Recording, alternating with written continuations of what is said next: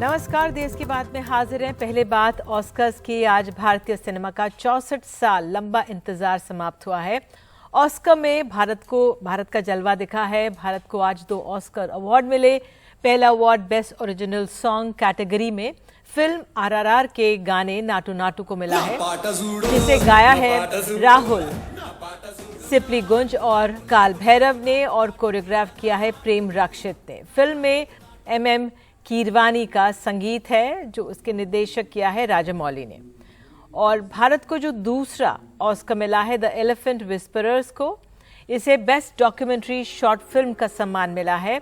ये फिल्म को भारतीय फिल्म निर्माता इस फिल्म को गुनीत मोंगा ने बनाया है और इसका निर्देशक कार्तिकी गोंजाल्विस ने किया है। द एलिफेंट विस्परर्स एक नेटफ्लिक्स डॉक्यूमेंट्री है जो एक अकेले छोड़े गए हाथी और उसकी देखभाल करने वालों के बीच अटूट बंधन की बात करती है। और ऑस्कर के मंच पर इस बार भारतीय अभिनेत्री दीपिका पादुकोण ने भी इतिहास रचा। वो ऑस्कर के मंच पर प्रेजेंटर के तौर पर शामिल होने वाली तीसरी भारतीय महिला बन गई हैं। दीपिका ने स्टेज पर नाटू नाटू के लाइव परफॉर्मेंस को प्रेजेंट किया है और इस मौके पर उन्होंने कहा है कि अगर नाटू नाटू को आप नहीं जानते तो आज जान जाएंगे। और हमारे साथ एक खास मेहमान जुड़ने वाले हैं, एडवर्ड सोनेनब्लिक। ये अभिनेता हैं आरआरआर के। ये अमेरिकन एक्टर हैं, लेकिन इन्होंने कई भारतीय फिल्में और टीवी शोज में काम किया है।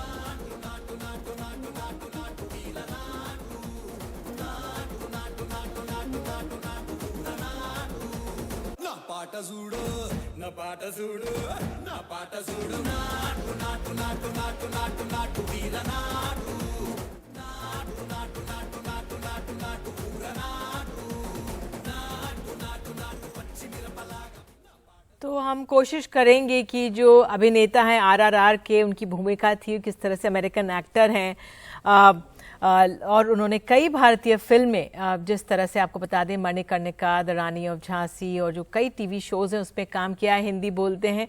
हमारी कोशिश थी कि हम उनसे बात कर पाएं। इंतजार रहेगा, आगे हम कार्यक्रम में उनसे बात करने की कोशिश करेंगे। लेकिन चलिए आगे बढ़ते हैं देश की बात में। बात हम राजनीति की कर लेते हैं। अब लंदन में राहुल गांधी ने भारतीय लोकतंत्र को लेकर जो बातें कही, उन पर आज संसद के दोनों सदनों में जमकर हंगामा हुआ है। सत्ता पक्ष राहुल से माफी मांगने की बात कर रही थी, जबकि विपक्ष का कहना है कि राहुल ने ऐसी कोई बात कही नहीं जिस पर माफी मांगी जाए। आइए देखते हैं एक रिपोर्ट।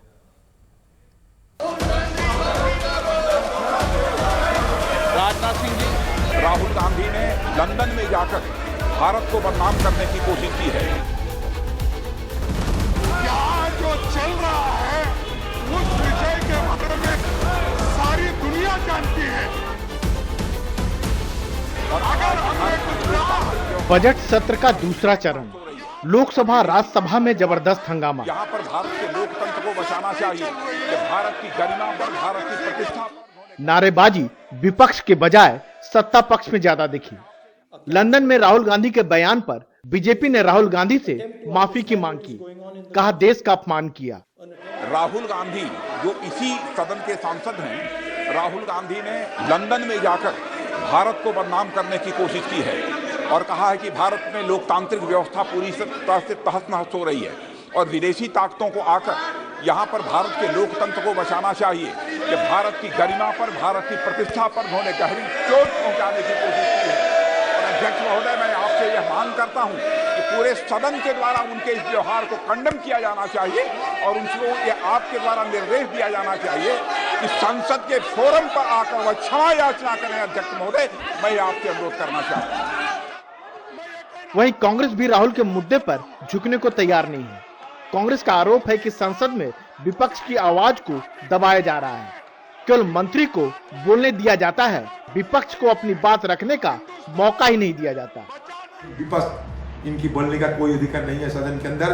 ये दोबारा आज साबित हुई। एक तरफा राहुल गांधी के खिलाफत करते हुए जो मर्जी वो बयान पेश किए गए, लेकिन हमारी तरफ से हमारी बात रखने का कोई मौका नहीं दिए गए आज। इसका मतलब क्या होता है? इसका मतलब राहुल गांधी जो कहते थे कि माइक के मौका नहीं दिया जाते हैं, ये बिल्कुल सच है कि माइक में बोलने के मौका विपक्ष को नहीं दिया जाते हैं। राज्यसभा में आप कोई ऐसा मुद्दा नहीं उठा सकते जो लोकसभा के सांसद ने कहा और उनको उठाना दिया गया। लीडर ऑफ द हाउस को बोले वो, और 5 मिनट 7 मिनट बोले, और जब नेता प्रतिपक्ष खड़े हुए उनको 1 मिनट के अंदर उनको चुप कराया गया। कांग्रेस और डीएमके ने विरोध के तौर पर लोकसभा अध्यक्ष की ओर से बुलाई गई बिजनेस एडवाइजरी कमेटी की मीटिंग का बायकॉट किया। इस पर बीजेपी ने काफी तीखी प्रतिक्रिया दी। विशेष रूप से कांग्रेस को कुछ बातों का जवाब देना चाहिए। पहला, क्या लंदन की धरती पर भारतीय संसद के मामले में झूठ बोलना, अपमानित करना उचित है? दूसरा, क्या अपने देश के लोकतंत्र के लिए विदेशी ताकतों को आमंत्रित करना उचित है? तीसरा, क्या संसद की कार्यवाही को बाधित करना उचित है? चौथा, बजाय अपनी गलती पर माफी मांगने के लिए बल्कि उल्टा अकड़कर संसद की कार्यवाही को बाधित करना क्या उचित है? हमें लगता है कि कांग्रेस अपने सारे कर्तव्य भाव को भूल गई है। बजट का यह दूसरा सत्र 6 अप्रैल तक चलेगा। पहले चरण से जारी टकराव अभी तक जारी है और इस बार भी आसार ठीक नहीं लग रहे हैं। दोनों पक्ष में से कोई भी पीछे हटने को तैयार नहीं है। राहुल गांधी ने जो विदेश में कहा उस पर पहले भी काफी बहस हो चुकी है। संभवतः प्रधानमंत्री ने रविवार को कर्नाटक में जो कुछ कहा उससे बीजेपी नेताओं को लगा कि इसे संसद में उठाना चाहिए, लेकिन ऐसे ही टकराव की वजह से संसद के इस सत्र के भी धुलने का खतरा है। संसद भवन से हिमांशु शेखर मिश्र के साथ राजीव रंजन, एनडीटीवी इंडिया। बिहार के उप मुख्यमंत्री तेजस्वी यादव आज दिल्ली से पटना पहुंचे। उन्होंने प्रवर्तन निदेशालय की छापेमारी को लेकर केंद्र सरकार और बीजेपी पर हमला बोला। तेजस्वी ने कहा है कि वो ऐसी कार्रवाइयों के आगे झुकने वाले नहीं हैं और इन छापों से साबित हो गया है कि बीजेपी में लड़ने की क्षमता नहीं है। उन्होंने ईडी के बरामदगी वाले बयान पर भी अपना पक्ष रखा है। लोग कह रहे थे कि मेरे पास से कितना खजाना मिला है, ठेंगा मिला है, चुनौती दे रहे हैं। मेरे पास से ठेंगा मिला है और न्यूज़ में वो तो एक प्लांटेड खबर है। बताओ, ईडी आकर के प्रेस रिलीज दे रही है, हम तो बोले पंचनामा होगा ना। मेरे पास है और हमने ट्वीट भी करके बोला है कि जारी करो, पंचनामा नहीं तो हम जारी कर देंगे। काम करने की राजनीति हद होती है। यानी बीजेपी ने हार स्वीकार कर लिया। तेजस्वी से लड़ने की औकात और भाजपाइयों और आरएसएस को एकदम नहीं है। हाथ खड़े कर दिए, सरेंडर कर दिया, भाग खड़े हो गए। और आइए इस पर चलते हैं, हमारे सहयोगी मनीष कुमार जो पटना में मौजूद हैं। मनीष, जो तेजस्वी के बयान हैं इनको कैसे देखा जा रहा है? सरकार का क्या रुख है? विपक्ष वहां पे क्या कह रही है? कैसे आंक रहे हैं आप इसे? देखिए निधि, जो तेजस्वी यादव के खिलाफ किसी भी केंद्रीय जांच एजेंसी की कोई भी कार्रवाई होती है तो सबसे पहले उनके डिफेंस में इस बार जनता दल यूनाइटेड के नेता या महागठबंधन के अन्य नेता, जिसमें खुद मुख्यमंत्री नीतीश कुमार शामिल हैं, वो आते हैं। और नीतीश कुमार ने पहले ही कह दिया था, शनिवार को ही कह दिया था कि जब से हम लोग साथ आए हैं तब से ये 5 साल के बाद में ये जांच एजेंसियां अब तेजस्वी यादव या लालू यादव उनके परिवार के खिलाफ में अपनी जांच को उन्होंने एक तरह से तेजी दी है। दूसरी बात यह है कि तेजस्वी यादव अगर इतने आक्रामक हैं तो क्यों हैं? उसका एक बड़ा कारण यह है कि तेजस्वी यादव को इस बात का अंदाजा और आभास है कि जो भी जांच एजेंसियां हैं उनके पास उनके खिलाफ कोई ऐसा साक्ष्य नहीं है जिससे कि कल को उनको वो कोर्ट में कन्विक्ट करा सके, क्योंकि ये सब मामले जो हैं पिछले 5 वर्षों के दौरान विभिन्न कोर्टों में उन्होंने लड़ा है और कई मामलों में उन्हें जीत भी हासिल हुई है। तीसरी बात यह है कि वो अपने ऊपर एक तरह से पूरा फोकस रख रहे हैं और जितना वो आक्रामक होते हैं उससे वो एक तरह से महागठबंधन के समर्थकों, अपने कार्यकर्ताओं और काडर को एक मैसेज भेजना चाहते हैं कि देखो मेरे साथ कोई गड़बड़, ऐसा मैंने कोई गड़बड़ी नहीं की है, मेरे साथ जो कुछ भी हो रहा है वो राजनीतिक प्रतिशोध के तहत हो रहा है और उसका खामियाजा, और मुझे कोई इसका डर नहीं है। आने वाले भी दिनों में ऐसी कार्रवाई होती रहेगी, मुझे उसकी कोई चिंता नहीं है। तो ये एक तरह का पॉलिटिकल मैसेजिंग भी अपने बयानों से वो कर रहे हैं और जो भी उनका आक्रामक तेवर है वो इसी बात को साबित करता है कि शायद उन्हें अब इस बात की चिंता या परवाह नहीं है कि आने वाले दिनों में और भी ज्यादा जांच तेज हो और भी बार कई बार उन्हें पूछताछ के लिए बुलाया जाए, क्योंकि उन्हें यह मालूम है कि महागठबंधन में उनको स्टैंड को सब समर्थन दे रहे हैं या उससे भी ज्यादा उनको एक तरह से बैकिंग है, जिसके कारण वो राजनीतिक रूप से आश्वस्त है कि ये लंबी लड़ाई लड़ेंगे और इस बार उनको राजद को, तेजस्वी यादव को सबका साथ, खासकर महागठबंधन के सभी सहयोगियों का साथ मिल रहा है और मिलेगा भी। निधि। बिल्कुल मनीष, इस जानकारी के लिए आपका बहुत बहुत धन्यवाद। तो राजनीति के क्षेत्र से अन्य खबरें भी हम आगे बताएंगे देश की बात में, लेकिन इस समय बात हम अपने किसानों की कर लेते हैं। पंजाब के किसान एक बार फिर से अपनी मांगों को लेकर दिल्ली में हैं। 5 किसान यूनियंस के नेतृत्व में इकट्ठा हुए किसानों ने गुरु बांग्ला साहिब से जंतर मंतर तक पैदल मार्च किया और अपनी मांगों का ज्ञापन भी सौंपा है, जिसमें पानी से लेकर न्यूनतम समर्थन मूल्य सहित कई और मांगे शामिल हैं। पंजाब के किसानों का पैदल मार्च। पुलिस बलों की अच्छी खासी मौजूदगी से सड़क छावनी में तब्दील हो गई। बैनर पोस्टर लिए और नारेबाजी करते इन किसानों को पुलिस ने जंतर मंतर जाने का रास्ता दिया। आज भारतीय किसान यूनियन राज्यवाड़, ऑल इंडिया किसान फेडरेशन, किसान संघर्ष कमेटी पंजाब, भारतीय किसान यूनियन मानसा, आजाद किसान संघर्ष कमेटी पंजाब, ये पांचों की तरफ से आज ये प्रदर्शन कर रहे हैं और मोदी सरकार को वार्निंग देने आए हैं कि पंजाब के पानी की लूट मत करो। पंजाब पानी को तरस रहा है और एमएसपी जिसकी गारंटी सरकार ने की थी वो मुकर गई है, उससे किसानों का कर्जा माफ करने से मुकर गई है। किसानों पर केस बने हुए हैं, वो वापस नहीं ले रही। पंजाब से बेइंसाफी हो रही है, इसलिए आज वार्निंग देना आए हैं कि इन मुद्दों के ऊपर मेमोरेंडम दे के जाएंगे। किसानों की मांगों को मानो, नहीं तो आने वाले जो समय है पहले से भी बड़ा आंदोलन हम करेंगे। ये हमारी वार्निंग है। कोशिश इनकी संसद तक मार्च की थी, पर हर जगह बैरिकेडिंग ने रास्ता जंतर मंतर कर दिया, जहां पहुंचकर ये बैठ गए और अपनी मांगों को लेकर भाषणों का दौर चलता रहा। जो हमारा एक आंदोलन में लिखती इन्होंने दिया था कि जो MSP, legal right to MSP, उस पर जो कमेटी बनाई, उन्होंने उन लोगों की कमेटी बना दी जिन्होंने वो 3 कानून लिखे थे।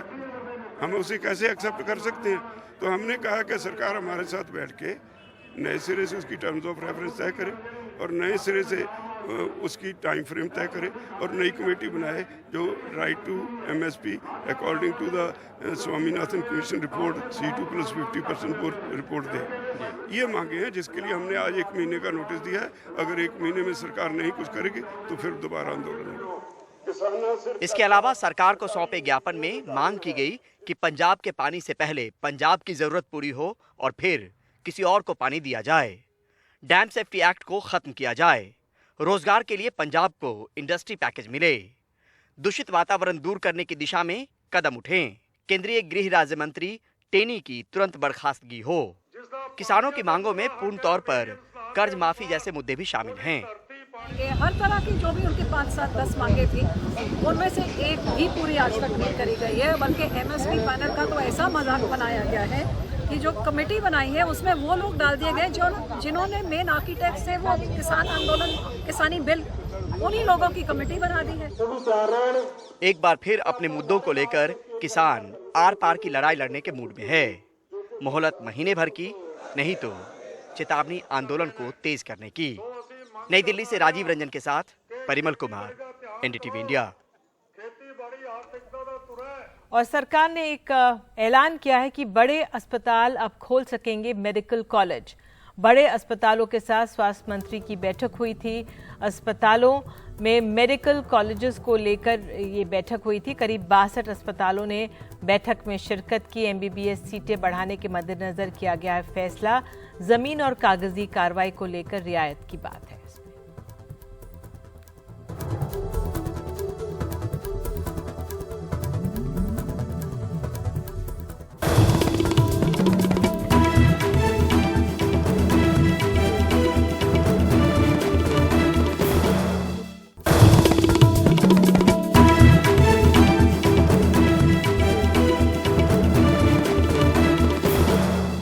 कर्नाटक में विधानसभा चुनाव नजदीक आ ही रहे हैं और वोटर्स आपको बता दें उनको लुभाने के कई तरीके हैं। कहा तो जा रहा है कि वोटर्स के इंश्योरेंस के प्रीमियम भी उम्मीदवार जमा करवा रहे हैं। बेंगलुरु में ऐसे ही एक उम्मीदवार से आपको मिलवाते हैं जो सिल्क साड़ियां और 5,000 रुपए का चेक भी लोगों को डंके की चोट पर दे रहे हैं। इसको कांजीपुरम सिल्क साड़ी बोलते हैं सर। इस साड़ी का रेट है 10,500 रुपये मार्केट में। हमारे को आई है विद GST 5,040 रुपये में आई है। साड़ी और साड़ी के साथ में 5,000 का चेक दे रहे हैं। KGF बाबू ने MLC के चुनाव के वक्त अपनी मिल्कियत 1,800 करोड़ रुपए दिखाई थी। इस बार MLA बनना चाहते हैं, इसलिए बेंगलुरु शहर के चिकपेट से चुनाव लड़ना चाहते हैं, जहां गैस के सिलेंडर बांटे और घर बनवा रहे हैं गरीबों के लिए। इलेक्शन में अभी तो डिसाइड ही नहीं हुआ ना, मेरा इलेक्शन में अभी डिसाइड नहीं हुआ। मैं ये आके हमारी माँ की एक ख्वाहिश थी 3,000 मकाने बना रहा हूँ। यहाँ पे देखिए ये जो मकाने रेडी है। लेकिन यहाँ कांग्रेस के बड़े बड़े नेताओं की तस्वीर लगी हुई है। कांग्रेस पार्टी में तो हूँ, कांग्रेस पार्टी में हूँ, तो कांग्रेस पार्टी के जो प्रोटोकॉल है, प्रोटोकॉल के हिसाब से डालना है, डाला हूँ। ये कांग्रेस पार्टी से नहीं दे रहे हैं, KGF बाबू के थ्रू से दे रहे हैं। KGF बाबू दिल खोल कर लोगों की मदद कर रहे हैं, तो वहीं बीजेपी के राष्ट्रीय महासचिव CT रवि के चुनाव क्षेत्र में एक शख्स ने उपहार में मिली हुई साड़ी जला दी, ये कहकर कि उसको उपहार नहीं विकास चाहिए। उधर बेंगलुरु के पास कोलार में कांग्रेस की MLA रूपकला शशिधर की तस्वीर के साथ 50 लाख के फूड किट जब्त किए गए। बताया यह भी जा रहा है कि वोटर्स के बीमा की किस्त भी उम्मीदवार जमा करवा रहे हैं, तो कहीं बच्चों को कोचिंग की फीस जमा करवाई जा रही है।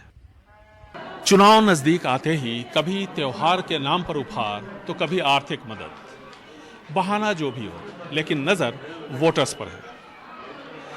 चुनाव आयोग का कहना है कि जब तक आचार संहिता लागू नहीं हो जाती तब तक उसके हाथ बंधे हुए हैं, लेकिन जानकार ऐसा नहीं मानते। हाल ही में एक बीजेपी विधायक के घर और दफ्तर पर लोकायुक्त के बेंगलुरु में पड़े छापे में 8 करोड़ रुपए नकद बरामद हुए थे, जिसकी फिलहाल जांच चल रही है कि ये रुपए कहां से आए और किस मद में खर्च होने थे। बेंगलुरु से कैमरामैन गोविंद मूर्ति के साथ निहाल किदवई, NDTV इंडिया। और अब बात दिल्ली की। दिल्ली के विधायकों मंत्रियों की जो तनख्वाह है, सैलरी है, उसमें बढ़ोतरी हो गई है। विधायकों को अब हर महीने 90,000 रुपए मिलेंगे। विधायकों को अभी मिलते रहे हैं 54,000। मंत्रियों का वेतन अब 1,70,000 हो गया है। मंत्रियों को अभी इससे पहले मिलते थे 72,000। जुलाई 2022 में असेंबली में सैलरी बढ़ोतरी का प्रस्ताव आया था। 2011 के बाद पहली बार विधायकों और मंत्रियों की तनख्वाह जो सैलरी है वो बढ़ी है।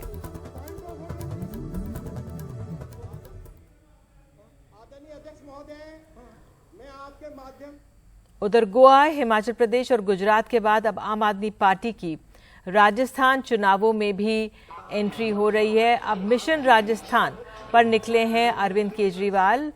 अरविंद केजरीवाल ने भगवत मान के साथ जयपुर में निकाली है तिरंगा रैली।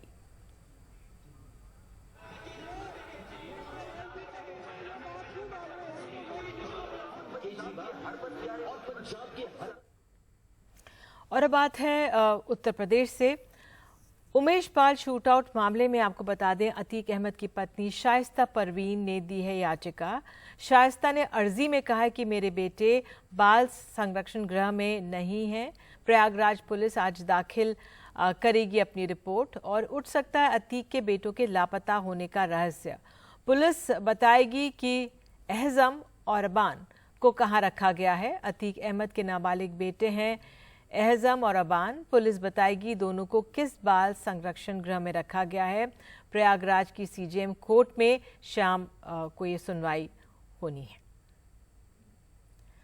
और आपको बता दें कि उत्तर प्रदेश के प्रयागराज में हुए उमेश पाल हत्याकांड में आरोपी शाइस्ता परवीन पर पुलिस ने 25,000 रुपए का इनाम घोषित किया है।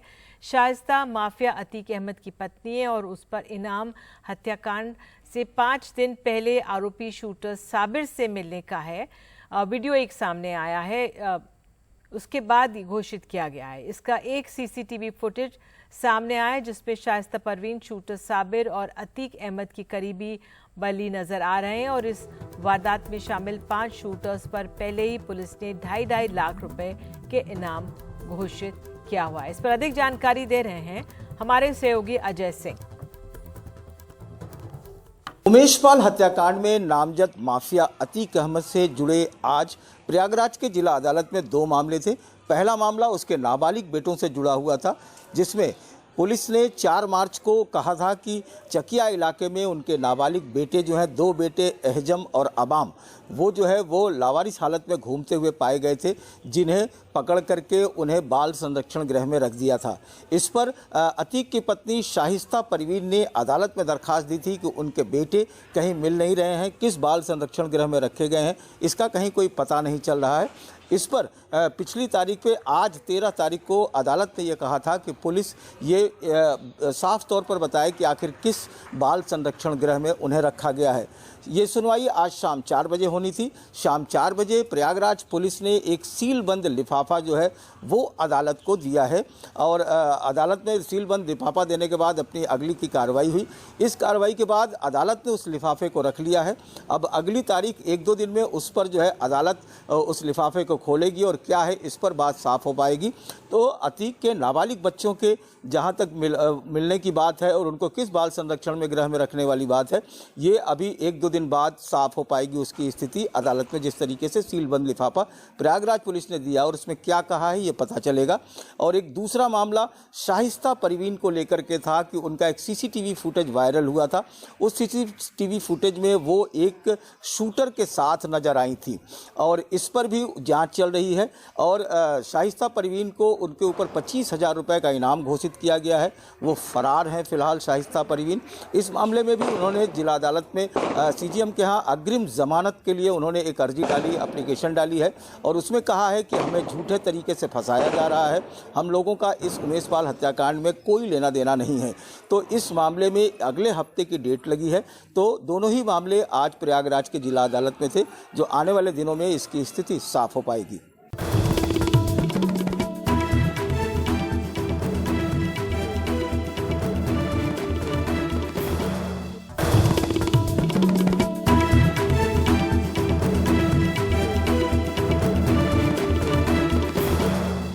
देश की बात में बात मध्य प्रदेश की। मध्य प्रदेश के अशोकनगर में शनिवार से करीला मेला शुरू हो गया है, लेकिन मेले में जानकी मंदिर में नृत्य के लिए आई राई नृत्यांगनाओं का प्रशासन ने HIV टेस्ट करवाया है। स्वास्थ्य विभाग के मुताबिक 10 नृत्यांगनाओं का HIV टेस्ट कराया गया है और इस पर सवाल उठ रहे हैं।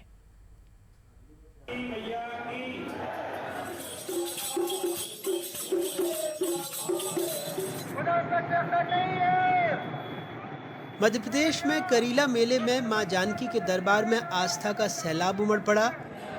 अशोकनगर जिले में करीला का मेला जानकी माता के नाम से सदियों से लगता रहा है। मान्यता है कि मां जानकी ने यही लवकुश को जन्म दिया था और लवकुश के जन्म पर अप्सराएं स्वर्ग से उतरकर नृत्य करने के लिए यहां आई थी। इसी लोकमत को परंपरा के तौर पर सदियों से निभाया जा रहा है। आज भी लोग मन्नतें मांगते हैं और पूरा होने पर राई नृत्य करवाते हैं। लेकिन इस दफे राई नृत्यांगनाओं को HIV टेस्ट से गुजरना पड़ा। हमने करीब 10 महिलाओं की HIV और हेपेटाइटिस B की टेस्ट किया है। ऐतिहासिक तौर पे हमें जरूरी लगा कि काफ़ी श्रद्धालु आते हैं, नर्तकियाँ हैं, तो किसी के नेचर और उसके बारे में नहीं कहा जा सकता, लेकिन ऐसा करना चाहिए जो हमने किया। जांच का उद्देश्य यही है कि नृत्यांगना हैं वो लोग और बाहर से श्रद्धालु आते हैं। अगर मान लो बाई कैरेक्टर अब मैं किसी पर कह नहीं सकता हूँ उसके लिए, क्योंकि वो भी हो सकता है अच्छे परिवार से हों, उससे नृत्य करती हूँ, लेकिन फिर भी हम जांच कर रहे हैं कि जिससे कभी भी आपस में कोई बॉन्डिंग हो तो इस तरह का एक दूसरे को बीमारी ना दी जा पाए। नाको के दिशा निर्देशों के मुताबिक HIV टेस्ट के लिए सूचित सहमति का अधिकार, गोपनीयता का अधिकार, भेदभाव के खिलाफ अधिकार शामिल है। लेकिन यहाँ टेस्ट के दौरान राई नृत्यांगनाओं की तस्वीरें, वीडियो वायरल हुए। सरकार में हमने स्वास्थ्य संस्कृति मंत्री सबसे सवाल किया, लेकिन सबने कहा उन्हें कुछ पता नहीं है। नहीं, मैं जानकारी ले लूँगा इसकी। CMHO ने कहा कि 10 लोगों की जांच की है, लेकिन सर अगर नैको की गाइडलाइंस का उल्लंघन हुआ तो कोई कार्रवाई होगी क्या? मैं सीएमएचओ से बात करके उसकी जानकारी लूँ। मैं पूरी डिटेल ले लूँ फिर आपके साथ बात करूँ। कांग्रेस इस टेस्ट से उखड़ी है, लेकिन उन्हें ज्यादा परेशानी मंदिर में टेस्ट से है। जो धार्मिक जगह है, जो आस्था और विश्वास का केंद्र है, वहाँ जिस प्रकार से टेस्ट की बात करी जा रही है, पहले इस बात को समझे कि किस बात के लिए कहाँ पे क्या करा जा रहा है। स्पष्ट है ये सरकार तानाशाह के रूप में जब जहाँ जो नियम थोपना होता है वो थोपने लगती है और कहीं ना कहीं आम जनता को प्रताड़ित करती है। और ऐसी जो जगह धर्म हमारे लिए आस्था विश्वास है, उस जगह पे इस तरह की बातें होना, इस तरह के टेस्ट होना मुझे लगता है ना। ये उस जिले में हुआ जहाँ की कलेक्टर खुद एक महिला हैं। जिस प्रदेश में लाडली बहनों के नाम पर बड़े बड़े पोस्टर लगाए जाते हों, हर सार्वजनिक कार्यक्रम से पहले बेटियों की पूजा होती हो, वहाँ ये मान लेना कि बेड़िया समुदाय से आने वाली राई नृत्यांगनाएं वेश्यावृत्ति करती हैं और एक धार्मिक आयोजन में भी वो संबंध बनाने के लिए आई होंगी, न सिर्फ उनके मौलिक अधिकारों का हनन है बल्कि नाको के दिशा निर्देशों का भी, क्योंकि मेले में सार्वजनिक तौर पर सबके सामने उनका टेस्ट किया गया, फोटो वीडियो बनाए गए। अशोकनगर से अपने सहयोगी स्वदेश और भोपाल से कैमरा पर्सन रिजवान खान के साथ अनुराग द्वारी, एनडीटीवी इंडिया। समलैंगिकों के विवाह को मान्यता देने के मामले को सुप्रीम कोर्ट में 5 जजों की संविधान पीठ को भेज दिया गया है। पीठ 18 अप्रैल से सुनवाई शुरू करेगी। समलैंगिक संबंधों को अपराध के दायरे से बाहर रखने के बाद अब सुप्रीम कोर्ट इस बात पर विचार करने जा रहा है कि क्या समलैंगिकों की शादी को भी मान्यता दे दी जाए। इस पर सुप्रीम कोर्ट ने एक बड़ा कदम उठाया है। 3 जजों के पीठ ने मामले को 5 जजों के संविधान पीठ को भेज दिया है। हम कह रहे हैं कि ये एक इक्वालिटी का इशू है, एक फंडामेंटल राइट्स का इशू है और जो भी राइट्स एक स्टेट इंडिविजुअल को मिलते हैं एक गे इंडिविजुअल को भी मिलने हैं। This is just a question of fundamental rights extended to citizens, that is all. हालांकि इस दौरान केंद्र सरकार ने याचिकाओं का विरोध किया है और कहा कि ये विधायिका का मामला है, इस पर संसद में ही बहस हो सकती है। यह सामाजिक नैतिकता और भारतीय लोकाचार के अनुरूप नहीं है। भारतीय वैधानिक और व्यक्तिगत कानून शासन में विवाह की विधायी समझ केवल एक जैविक पुरुष और जैविक महिला के बीच विवाह मानती है। इसमें कोई भी हस्तक्षेप व्यक्तिगत कानूनों और स्वीकृत सामाजिक मूल्यों के नाजुक संतुलन का पूर्ण विनाश होगा। 18 अप्रैल से शुरू होने वाली सुनवाई की लाइव स्ट्रीमिंग भी होगी। अपने इस कदम के साथ सुप्रीम कोर्ट ने अपने कंधे पर बहुत बड़ी जिम्मेदारी ले ली है, क्योंकि उसे समाज की बदलती जरूरतों को भी देखना है और उसका संवैधानिक कानूनों और प्रक्रियाओं के साथ संतुलन भी बनाना है। नई दिल्ली से संजय कौशिक और नीता शर्मा के साथ आशीष भार्गव, एनडीटीवी इंडिया। और देश की बात में आपको आगे बताएंगे, दिल्ली में 2 बच्चों की मौत आवारा कुत्तों को माना जा रहा है इनके लिए जिम्मेदार।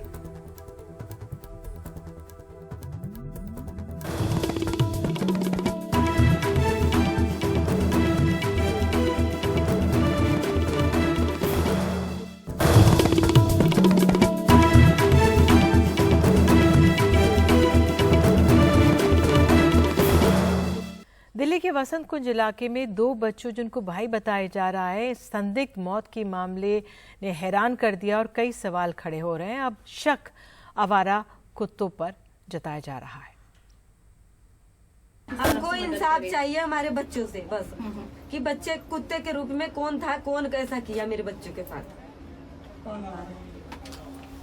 कुत्ता को तो ना मारा है, मगर कुत्ता के रूप में, कुत्ता सभी लोग जानते हैं कि कुत्ते इतनी बुरी तरीके नहीं मारेंगे, तो कुत्ते के रूप में ये कौन था।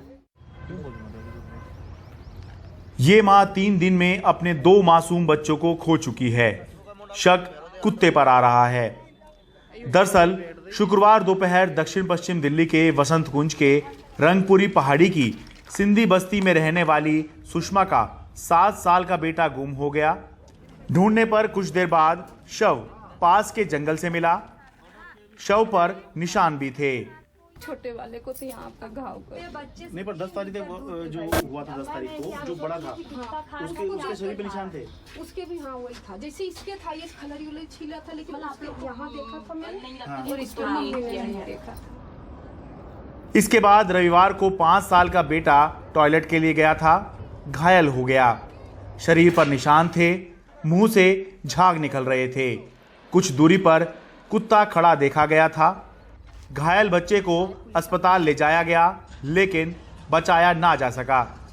इस घटना के बाद ये शक मजबूत हो गया कि दोनों बच्चों को कुत्तों ने ही मारा है। मैं खुद गया तो पास में कुत्ते ही बैठे थे, तो कुत्तों पे पूरा एकदम 100% यही शक है कि कुत्तों ने ही काटा है। और निशान और इधर का डॉक्टर का रिपोर्ट वगैरह सभी में सब लोग यही बोल रहे हैं। अच्छा, पहले 10 तारीख को एक बच्चा जो है गुम हो गया था। हाँ, उसका भी वही रिपोर्ट में वही सेम रिपोर्ट बता रहे हैं दोनों डॉक्टर। अच्छा, डॉक्टर बट अभी तक रिपोर्ट दिया नहीं है। अच्छा, कुत्तों के काटने की वजह से उनकी मौत हुई है, यही सभी बोल रहे हैं। अच्छा, और उसके बाद 2 दिन बाद फिर जो दूसरा इसका तो हम लोगों के यहीं पे मतलब जैसे कि अचानक ऐसा हो गया सडनली एकदम यहाँ पे टॉयलेट बैठा के। हाँ। मैं भी टॉयलेट करने आगे चला गया। अच्छा, फिर सुबह की बात थी। हाँ, सुबह 8 बजे की बात है और सभी लोग घूम टहल रहे थे, सब कुछ एकदम नॉर्मल था। कुछ अच्छा। वो ऐसा नहीं था। अच्छा, लेकिन दूसरे वाले जब बच्चे की डेथ हुई तो वहाँ पर आपने कुत्ता देखा था? हाँ, कुत्ता अरे डेथ नहीं हुई थी, मैं उसको उठा के जब हमने उठाया हाँ। उसको हॉस्पिटल लेके जाने के लिए, तब वो बच्चा जिंदा था। उसको हॉस्पिटल लेके जाते जाते हुआ। कुत्तों पर हत्या का शक है, इसलिए नगर निगम की टीम ने भी फटाफट आवारा कुत्तों को पकड़ना शुरू कर दिया। रंगपुरी पहाड़ी की सिंधी बस्ती असल में झुग्गी बस्ती है, जहां मेहनत मजदूरी करने वाले लोग पिछले कई साल से रह रहे हैं। लेकिन बस्ती के लोगों को अब भी ये यकीन नहीं हो रहा कि कुत्तों ने बच्चों की जान ली है। मेरे भी 2 बच्चे हैं। अच्छा, ऐसा कुछ नहीं हुआ, 2 साल से तो कुछ नहीं हुआ, सारे बच्चे खेलते रहते हैं। अच्छा, हम यहाँ पर से बच्चे थे। अच्छा, और यहाँ रहते रहते हमारे ही बच्चे हो गए। यहाँ पर इतनी साल हो गई, कभी भी नहीं तो झुग्गी वालों के बच्चों के साथ में हुआ। बेकायदा जंगल में लकड़ी चुगते, कबाड़ा चुगते, कभी ऐसी दिक्कत नहीं हुई। इतनी साल हो गई। कुल मिलाकर कुत्तों के आदमखोर होने का शक है, लेकिन इस बात की पुष्टि नहीं हुई है। आमतौर पर कुत्ते बिना किसी वजह से ऐसे अटैक नहीं करते। वैसे तो अगर सही टाइम पे एनिमल बर्थ कंट्रोल रूल्स जो 2001 के हैं ये इम्प्लीमेंट किए जाते तो इतने सारे कुत्ते उस एरिया में नहीं होते। हम अथॉरिटीज़ से ये विनती करते हैं कि अब वहाँ पे जो कुत्ते हैं इनका स्टेरलाइजेशन और वैक्सीनेशन यानी कि नसबंदी और टीकाकरण किया जाए ताकि इनकी आबादी कम हो। इस मामले में 2 बातें ध्यान रखने वाली हैं। पहली, इस मामले में अभी तक पुलिस का औपचारिक पक्ष सामने नहीं आया है। दूसरा, दोनों बच्चों के शरीर पर निशान तो बताए गए हैं, देखे भी गए हैं, लेकिन किसी ने भी कुत्ते को बच्चे को नोचते या खाते हुए नहीं देखा है। दिल्ली से मुकेश सिंह सेंगर और कैमरा पर्सन पवन कुमार के साथ मैं शरद शर्मा, एनडीटीवी इंडिया।